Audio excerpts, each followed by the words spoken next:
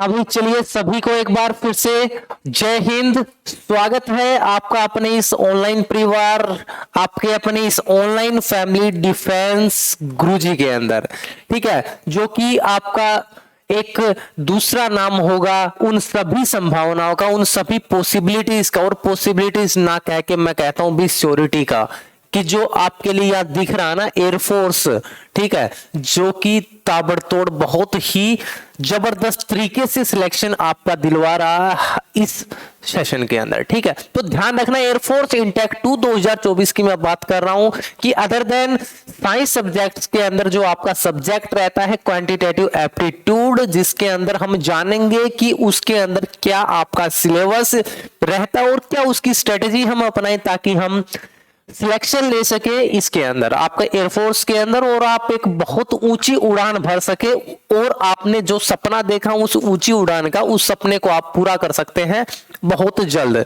तो बने रहिए डिफेंस गुरुजी के साथ, और जिसने भी चैनल को सब्सक्राइब नहीं किया एक बार चैनल को सब्सक्राइब जरूर कर ले और नोटिफिकेशन को पुश कर ले कि आपको नोटिफिकेशन मिलती रही। ये बेल जो होती है आपकी उसका बटन जरूर दबा ले साथ में, ठीक है, ताकि आपको हर एक वो नोटिफिकेशन जो आपको चाहिए, जो आपके लिए बहुत ही अच्छी रहने वाली है, वो आप तक पहुंच सके। तो मैं बात करता हूं भाई आज अदर देन साइंस सब्जेक्ट के अंदर क्वांटिटेटिव एप्टीट्यूड जिसको हम बोलते हैं, या फिर जो आप सीखते आ रहे थे 6 से 10th तक का जो मैथ्स होता है ना, मान के चलो चाहे वो आपका परसेंटेज आपने सीखा हो, सीआई आपने सीखा हो, एसआई आपने सीखा हो, रेशियो एंड प्रोपोर्शन आपने निकालना सीखा हो, डिस्काउंट आपने निकालना सीखा हो, प्रॉफिट लॉस आपने निकालना सीखा हो, ठीक है, या फिर मैं बात करता हूं उस बेसिक ट्रिग्नोमेट्री की, यानी कि हर वो चीज आप जो 10th तक है ना कंप्लीट की है ना आपने बचपन से, यानी कि 6th में, यानी कि आप जब होश संभालते हैं उस एक दौर के अंदर आपने वो सारी चीजें पढ़ी होंगी अच्छे से और सीखी भी होंगी। तो उन सब चीजों के बारे में आज हम पढ़ेंगे कि भाई आपका एयरफोर्स के सिलेक्शन के लिए आपका कौन सा टॉपिक रहेगा वो इंपॉर्टेंट रहेगा, कौन से क्वेश्चन कहां से आते हैं, किस सिलेबस को आपके कौन से टॉपिक्स रहते हैं और उनको हम कैसे डील करेंगे, वो सारी स्ट्रेटेजी हम यहां सीखेंगे, और कौन से टॉपिक आते हैं सारी चीजें हम यहां जानेंगे इस वीडियो के अंदर। तो बस इतना ही कहना चाहूंगा भाई, सिलेबस और स्ट्रेटेजी को एक बार बहुत अच्छे तरीके से आप देखें, बहुत अच्छे तरीके से, ताकि आपका कोई भी डाउट इसके अंदर नहीं रहे। ठीक है, और कोई भी डाउट अगर आता है इससे रिलेटेड तो आप वीडियो के नीचे दिए गए कमेंट बॉक्स में कमेंट कर सकते हैं। तो चलिए बात करते हैं एयरफोर्स इस इंटेक 2 की, और ध्यान रखना बहुत जबरदस्त वैकेंसी की बार आपको देखने को मिलेगी, जबरदस्त। ठीक है, बहुत अच्छी क्वांटिटी के अंदर वो अब की बार आने वाली है, तो ध्यान रखना, बस लग जाओ अभी से तैयारियों के अंदर, और चीजों को बस इतना जल्दी से हम लेकर चलेंगे कि है ना बहुत बेहतरीन तरीके से। ठीक है, चलिए आइए जरा। तो हम जानते हैं सबसे पहले तो भाई आपको पता भी होगा कि इस सेक्शन के अंदर मैं बात करता हूं अगर अदर देन साइंस सब्जेक्ट का, किसका भाई, अगर अदर देन साइंस की अगर मैं बात करता हूं ना, तो इसके अंदर आपका क्या रहता है, इसके अंदर आपका रागा प्लस में इंग्लिश। क्या होता है भाई, रागा प्लस में इंग्लिश। मैं एक बार आपको बता दे रहा हूं टॉपिक पर चलने से पहले कि रागा के अंदर क्या रहने वाला भाई, आपकी रीजनिंग क्या रहेगी, रागा के अंदर रीजनिंग जो आएगी, जिसके अंदर आपकी वर्बल और नॉन वर्बल दोनों तरह की रीजनिंग रहती है, वर्बल भी और नॉन वर्बल भी। ठीक है, इसके बाद एप्टीट्यूड क्या आ जाता है भाई, इसके बाद आता है आपका सेकंड एप्टीट्यूड आ जाता है, जिसको हम क्वांटिटेटिव एप्टीट्यूड, जिसके बारे में हम इस वीडियो के अंदर जानेंगे। और एक क्या आती है आपकी, आ जाती है भाई जीके, जनरल नॉलेज जो आपकी होती है जीके वो आती है, और साथ में इंग्लिश का पोर्शन रहता है, और कुल मिलाकर के ये आपके 50 क्वेश्चंस रहते हैं। कितने रहते हैं भाई टोटल, कुल मिलाकर अगर मैं बात करूं 50 क्वेश्चन आपको देखने को मिलेंगे इस अदर देन साइंस के सब्जेक्ट में, जिसको वाई ग्रुप कहा जाता है। ठीक है, हाँ, तो रागा से 30 क्वेश्चन होंगे और इंग्लिश के इस पोर्शन से आपको 20 क्वेश्चन देखने को मिलते हैं टोटल। ठीक है, 0.25 आपकी नेगेटिव मार्किंग रहती है, 45 मिनट का आपको टाइम दिया जाता है। कितने टाइम है भाई, 45 मिनट्स होती हैं आपकी इन 50 क्वेश्चंस के लिए, जो कि आप बहुत आसानी से कर सकते हैं अगर आपने अच्छे तरीके से, आपके बेसिक क्लियर है और चीजों को आपने थोड़ा अच्छे से किया है ना, तो आप उन चीजों को बहुत आसानी से कर पाएंगे। ठीक है, तो घबराने की इसमें जरूरत आपको नहीं रहती है, ध्यान रखना। और रीजनिंग, और अगर मैं अलग अलग से इनकी बातें करता हूं तो रीजनिंग में वर्बल से 10 क्वेश्चन और नॉन वर्बल से 5 क्वेश्चन, यानी कि 15 क्वेश्चन आपके अकेले रीजनिंग का जो पार्ट रहता है वो कवर करता है। एप्टीट्यूड से 7 से 8। एप्टीट्यूड और जीके का कुछ इस प्रकार से कॉम्बिनेशन है कि कभी जीके 7 क्वेश्चन ले लेता है तो मैथ्स एप्टीट्यूड 8 क्वेश्चन, या फिर एप्टीट्यूड अगर 7 क्वेश्चन ले लेता है जीके 8 क्वेश्चन ले लेता है। इस प्रकार से इनका कॉम्बिनेशन है ना, इस प्रकार से बना रहता है कि दोनों ही जो पोर्शन है आपके 15 नंबर के होते हैं। कितने नंबर के होते हैं भाई? 15 नंबर के। तो ये तो पूरा का पूरा पोर्शन है जो आप कवर करते हैं वाई ग्रुप के लिए, रीजनिंग, जीके, ठीक है। और उसके बाद क्या आ जाता है आपका क्वांटिटेटिव एप्टीट्यूड, जिसके अंदर हम टॉपिक के बारे में जानेंगे, और प्लस में 20 क्वेश्चन जो कि 20 नंबर के होते हैं इंग्लिश के, वो भी इसके अंदर इंक्लूड रहते हैं, आपके ध्यान रखना। तो चलिए अब बात करते हैं अब हम क्वांटिटेटिव एप्टीट्यूड के बारे में, और जानते हैं मैथमेटिक्स, या फिर इसको मैं क्या कहता हूं, क्वांटिटेटिव एप्टीट्यूड जो मैं बता रहा था, क्वांटिटेटिव एप्टीट्यूड, कि इसके अंदर आपके कौन से टॉपिक रहने वाले हैं जिनको हम कवर करेंगे, ठीक है, या फिर सिलेबस क्या रहेगा, कैसे क्वेश्चंस, कितने टाइप के क्वेश्चन भी बनते हैं इनके अंदर अलग अलग से, और कहां से कितने नंबर का क्वेश्चन आते हैं, कि एक क्वेश्चन ही एक चैप्टर से आता है या फिर 2 क्वेश्चन भी आपके आ सकते हैं, वो चीजें भी हम पढ़ेंगे। तो ध्यान रखना, सबसे पहला जो ले रखा है वो क्या है भाई? रेशियो एंड प्रोपोर्शन है। क्या है रेशियो एंड प्रोपोर्शन? बहुत आसान चैप्टर रहता है रेशियो एंड प्रोपोर्शन का, अनुपात और समानुपात का, ठीक है, जिसमें सीधा सीधा आपका क्वेश्चन बनता है कि कुछ ratios, A ratio, B ratio, C, किसी 3 चीजों के रेशियो आपको दे दिए जाते हैं, ठीक है, और इसी प्रकार से कुछ क्वांटिटी दे दी जाती है। तो रेशियो एंड प्रोपोर्शन का क्वेश्चन बहुत आसान रहता है, और कभी कभार ऐसा होता है कि ये क्वेश्चन पूछ लिया जाता है रेशियो एंड प्रोपोर्शन से, हालांकि पूछ भी लेता है, और मतलब ज्यादा वो 100% श्योरिटी नहीं है कि आपका रेशियो एंड प्रोपोर्शन से क्वेश्चन आए, ठीक है। हाँ, अब बात अगर मैं करता हूं एवरेज से, किससे अगर मैं बात करता हूं भाई? एवरेज से अगर मैं बात करता हूं तो आपको मैं बता देता हूं भाई, एवरेज से आपको एक क्वेश्चन तो है ना कंफर्म देखने को मिलेगा, हो सकता है 2 भी हो सकते हैं, ठीक है, बट एक क्वेश्चन आप एवरेज से करेंगे। तो एवरेज बहुत इंपॉर्टेंट टॉपिक है, जिसके अंदर आप मीन, जैसे मीन निकालते थे ना, मीन निकालना सीखे हमने, वो मीन आप इसके अंदर निकालते हैं, एवरेज, ठीक है। तो मीन से रिलेटेड एक चैप्टर जो कि बहुत आसान भी है, ठीक है ना, ज्यादा मुश्किल आपका चैप्टर नहीं है ये क्वांटिटेटिव एप्टीट्यूड में। एवरेज जो होता है, एवरेज निकालना है, औसत निकालना, सीधा सीधा हमने सीखा है बेसिक तरीके से कि जितने भी क्वांटिटी होती है उनका सम कर देंगे, डिवाइड कर देंगे उसको किससे? टोटल नंबर ऑफ क्वांटिटी, आपकी क्वांटिटी से, तो आपका एवरेज आपके सामने निकल करके आता है, ठीक है। तो एवरेज का एक क्वेश्चन आपके सामने रहेगा, ध्यान रखना। इसके बाद अगर हम बात करें एलसीएम एचसीएफ, किसके बारे में बात करते हैं भाई? एलसीएम और एचसीएफ से अगर हम बात करते हैं तो एक क्वेश्चन आप लगाकर चलेंगे, किसके अंदर भाई? एलसीएम और एचसीएफ से आएगा। किससे आएगा भाई? एलसीएम और एचसीएफ से भी एक क्वेश्चन ध्यान रखना आता है, ठीक है ना। हाँ, जिसमें एलसीएम यार फैक्टराइजेशन मेथड से आपने निकाला होगा। एचसीएफ की अगर मैं बात करता हूं, लॉन्ग डिवीजन मेथड आप करते थे पहले, ठीक है, लॉन्ग डिवीजन मेथड आपने किया होगा, ठीक है, बट अब हम निकालते हैं सीधा सीधा, क्योंकि हमको चाहिए भाई टाइम मैनेजमेंट।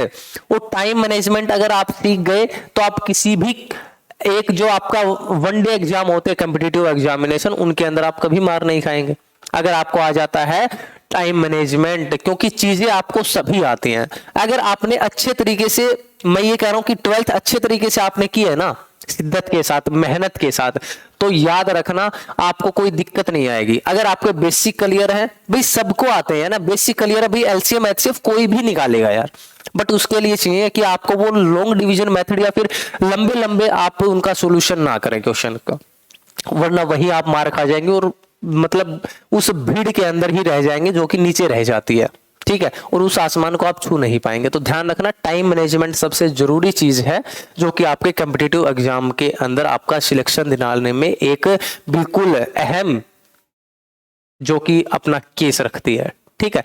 इसके बाद अगर मैं बात करता हूं profit and loss, profit loss या फिर एक आपका होता है डिस्काउंट के कुछ क्वेश्चन होते हैं, किसके भाई? डिस्काउंट के। इनसे आपका एक क्वेश्चन होता है, किससे होता है भाई? प्रॉफिट लॉस या फिर डिस्काउंट से एक क्वेश्चन आपका आता ही आता है, ठीक है ना, चाहे वो डिस्काउंट से पूछ ले वो क्वेश्चन। तो बहुत इंपॉर्टेंट चैप्टर है और कम से कम 6 से 7 टाइप आपके क्वेश्चंस के 6 से 7 टाइप के क्वेश्चन आपको इसमें देखने को मिलते हैं प्रॉफिट और लॉस के अंदर। ठीक है, अलग अलग तरीके से ये कंसेप्ट के ऊपर आपके क्वेश्चन बनते हैं, बट आसान होते हैं यार, इतना घबराने की बात उनके अंदर नहीं होती है। इसके बाद अगर मैं बात करूं टाइम, स्पीड एंड डिस्टेंस, इसके साथ साथ अगर आप टाइम एंड वर्क भी ऐड कर ले, टाइम एंड वर्क, तो भाई कभी कभार टाइम एंड वर्क तो नहीं पूछा जाता, but time, speed and distance से एक क्वेश्चन जरूर आता है।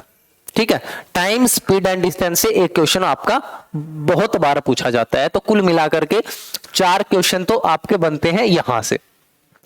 परसेंटेज भी बहुत इंपॉर्टेंट है, very very important question, important topic. ठीक है, बहुत इंपॉर्टेंट टॉपिक है, क्योंकि अगर इससे क्वेश्चन भी नहीं आता है ना, बट अगर आपको अर्थमेटिक का पोर्शन करना है तो उसके लिए सबसे जरूरी जो चीज है, सबसे जरूरी जो आपका टॉपिक है वो परसेंटेज रहेगा। और परसेंटेज अगर आपने कर लिया तो प्रॉफिट लॉस, ठीक है, रेशियो प्रोपोर्शन, ये सारे के सारे डिस्काउंट, ठीक है, मिक्सचर एलिगेशन, जितने भी टॉपिक आपके रहते हैं बहुत आसानी से आप कर जाएंगे। और परसेंटेज, क्योंकि परसेंटेज मैं ही मानता हूं कि आपकी पूरे अर्थमेटिक की जान भी कहलाता है। ठीक है, क्योंकि इससे रिलेटेड बहुत सारे क्वेश्चन आपके बनते हैं सीधे दूसरे अर्थमेटिक के टॉपिक्स के अंदर परसेंटेज से। तो ध्यान रखना, परसेंटेज सीखना कभी मत भूलना। इसके आगे अगर कुछ मैं बात करता हूं कुछ टॉपिक की, तो ये देखो जरा, ये रहा सिंप्लीफिकेशन या फिर फ्रैक्शन, इन दोनों से एक क्वेश्चन, इन दोनों से एक क्वेश्चन, और ज्यादातर इंपॉर्टेंट जो है आपका सिंप्लीफिकेशन है, सिंप्लीफिकेशन से एक क्वेश्चन आता है। ठीक है, सीधा सीधा क्लियर। इसके बाद अगर बात करें एरिया ऑफ ट्रायंगल, सर्कल और रेक्टेंगल, सर्कल का ना पूछ के या तो ट्रायंगल का पूछता है या फिर रेक्टेंगल का, एक आपका यहां से कंफर्म रहता है कि यहां से एक क्वेश्चन आपका आएगा ही आएगा, ध्यान रखना। तो एरिया ऑफ ट्रायंगल में भी क्या आएगा यार, कि ये ऐसा नहीं कि कुछ बहुत लंबा चौड़ा आपको बहुत ज्यादा एडवांस में चीजें दे देगा, ऐसा नहीं है। ठीक है ना, ऐसा बिल्कुल भी नहीं है। सिंपल आपके एरिया ऑफ ट्रायंगल यार सबसे ज्यादा जो इंपॉर्टेंट आपका रहता है वो कौन सा है, इक्विलैटरल ट्रायंगल, समबाहु त्रिभुज, √3/4 a² जिसका एरिया रहता है, तो सबसे आसान। ठीक है, और सबसे ज्यादा बार जो पूछा गया है वो किसका होता है, इक्विलैटरल ट्रायंगल का एरिया पूछ सकता है, हाइट पूछ सकता है, पेरीमीटर पूछ सकता है, ये सारी चीजें आपके से पूछ लेगा। ठीक है, जो कि सबसे ज्यादा इंपॉर्टेंट भी है। और रेक्टेंगल के अंदर क्या हो सकता है, रेक्टेंगल के अंदर यार 2-4 चीजें दे दी जाएंगी, एक आध पूछ ली जाएगी, पेरीमीटर पूछ सकता है, हाफ पेरीमीटर उसका, यानी कि सबसे लंबे, यानी कि जो डायगोनल होता है रेक्टेंगल का, और वो पूछ सकता है आपसे। बस ये सारी चीजें होती है जो कि आपके इसके अंदर पूछता है। क्लियर है। इसके बाद surface area and volume, surface area and volume of किसका, cylinder, cuboid, cone and cylinder. ज्यादा वो नहीं कि ज्यादा आपका फ्रस्टम और वगैरह जो भी आपके अलग से होते हैं उनसे कुछ क्वेश्चन पूछे, ऐसा नहीं है। ठीक है, ऐसा नहीं है भाई। आपके क्यूबॉइड हो गया, ठीक है, घनाभ हो गया, सिलेंडर यानी कि सिलेंडर हो जाता है। ठीक है, उसके बाद क्या, कोन, शंकु हो जाता है। अच्छा, सिलेंडर 2 बार आ गया, कोई नहीं। ठीक है, सिलेंडर, कोन या फिर क्यूबॉइड। और एक का आपका क्यूब भी ध्यान रखो, घन, घन से भी क्वेश्चन पूछा जाता है। और घन से जो ज्यादातर क्वेश्चन पूछा जाता है वो ऐसे आता है कि कोई एक बड़ा घन है जिसकी कोई साइड आपको दी गई मिलेगी, और आपको पता है सर घन की जो साइड होती है सारी इक्वल होती हैं, और उस घन को छोटे छोटे कई घन के अंदर क्या कर लिया जाता है, डिवाइड कर लिया जाता है, बांट दिया जाता है। तो बताइए कुछ साइज के आपको बता देगा कि इतने साइज के कितने क्यूब उस बड़े घन से जो छोटे क्यूब है वो बन रहे होंगे, बस हो जाता है क्वेश्चन इसी से।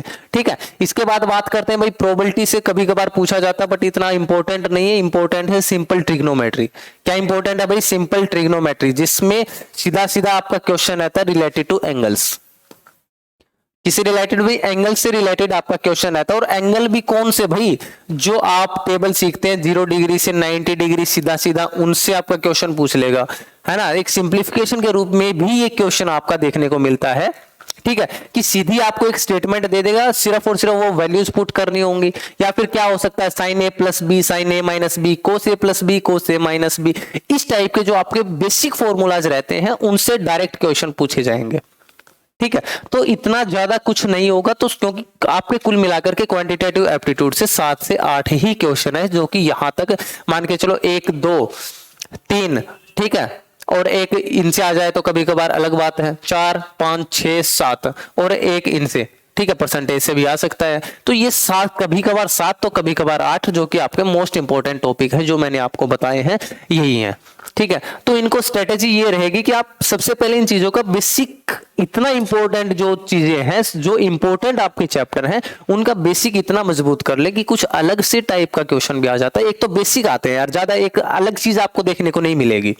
ठीक है, बेसिक क्वेश्चन आपके रहेंगे जिनको आप, अगर आपने एक बार भी पढ़ा है चीजों को तो भी कर जाएंगे, आपको ज्यादा रिवीजन की भी जरूरत नहीं होती। और रिवीजन हम अच्छे से कराते भी हैं। डिफेंस गुरुजी का जो रिवीजन है वो धमाकेदार होता है। पिछले भी इस सेशन के अंदर हमारा जो अपना जो इंटेक आया था, 40 दिन क्लासें लगाई थी, 40 दिन, और 40 दिन में भाई साहब इतना भयंकर तरीके से रिवीजन हुआ था मॉक टेस्ट से कि पूछो मत, जिसमें सीधे सीधे आपको क्वेश्चन देखने को मिले थे, चाहे वो जीके हो, क्वांटिटेटिव एप्टीट्यूड हो, रीजनिंग हो, या फिर साइंस वाले अलग से जो आपके फिजिक्स से लगा लो, हर एक से डायरेक्ट आपको क्वेश्चन जो है एग्जाम के अंदर देखने को मिले हैं। तो बस यही कहना चाहूंगा कि आप जुड़े रहिए। जो स्ट्रेटेजी, जो चीजें मैं बता रहा हूं, आपका टॉपिक जो बता रहा हूं बहुत इंपॉर्टेंट है, जो आपके लिए बहुत इंपॉर्टेंट रहने वाले भी हैं, क्योंकि आपका जो सपना है हम जरूर पूरा करवाएंगे। ध्यान रखना, डिफेंस गुरुजी आपका सपना पूरा करवाएगा। तो चलिए मिलते हैं किसी एक नेक्स्ट और दूसरी वीडियो में बहुत अच्छी चीजों को लेकर के। तब तक के लिए सभी को जय हिंद एंड जय भारत। Thank you.